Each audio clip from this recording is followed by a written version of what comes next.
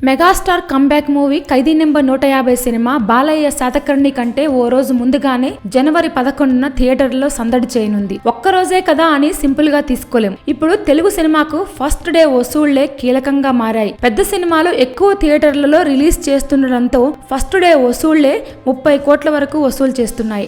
Baahubali, Janata garage, Sardar లాంటి సినిమాలు తొలి రోజే ప్రపంచ వ్యాప్తంగా 30 కోట్ల మైలురాయి అందుకున్నాయి. ఇప్పుడు ఖైదీ నెంబర్ 150 ఏ పోటీ లేకుండా తొలి రోజు బరిలోకి దిగబోతున్నాడు. దాంతో ఇప్పుడు అందరి దృష్టి ఖైదీ నెంబర్ 150 ఫస్ట్ డే టార్గెట్ పైకి వెళ్ళింది. ఒకప్పుడు చిరుకు రికార్డులు చాలా కామన్. అయితే ఆయన సినిమాలు మానేసిన ఈ 10 సంవత్సరాల్లో తెలుగు సినిమా మార్కెట్ పరిధి చాలా పెరిగిపోయింది. ట్రెండ్ మారింది. ఖైదీ నెంబర్ 150 తొలి రోజు ఏపీ, తెలంగాణలో 1700 స్క్రీన్లలో, కర్ణాటకలో 200, ఓవర్సీస్ లో 200 థియేటర్లలో రిలీజ్ అవుతోంది. ఇవన్నీ కలిసి చిరు ఫస్ట్ డే ఎంత కొల్లగొడతాడో అనే ఆసక్తి మొదలైంది. విశ్లేషకుల అంచనా ప్రకారం సినిమాకు యునానిమస్ హిట్ టాక్ వస్తే తొలి రోజు బాహుబలి పేరు మీదున్న 22 కోట్ల రికార్డ్ క్రాస్ అయినా ఆశ్చర్యపోనవసరం లేదంటున్నారు. 10 ఏళ్ల తర్వాత చిరు నటిస్తున్న సినిమా కావడంతో ఎప్పుడెప్పుడు చూసేద్దామా అని అభిమానులతో పాటు ప్రేక్షకులు కూడా ఆసక్తిగా వేచి చూస్తున్నారు. మార్నింగ్ షో నుంచి నైట్ వరకు ఒకటే రచ్చ ఉంటుందనడంలో